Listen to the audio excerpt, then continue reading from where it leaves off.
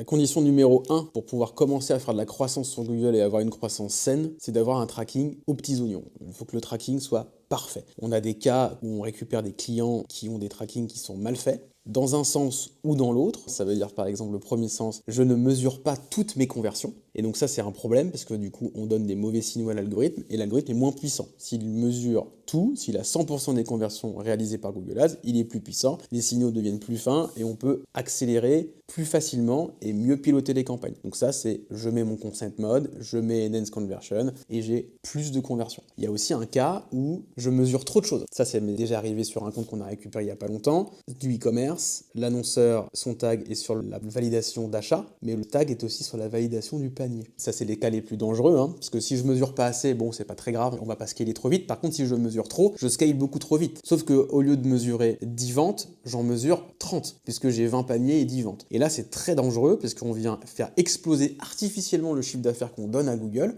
mais si on lui demande un ROI de 3, et qu'en fait réellement le ROI il est que de 1, on va aller multiplier les dépenses par 3, et là ça peut être très dangereux pour la santé financière d'une entreprise. Donc nous, quand on récupère un client, la première chose qu'on fait, c'est auditer le tracking, être sûr que le tracking est 100% fiable pour pouvoir commencer à augmenter les dépenses en fait.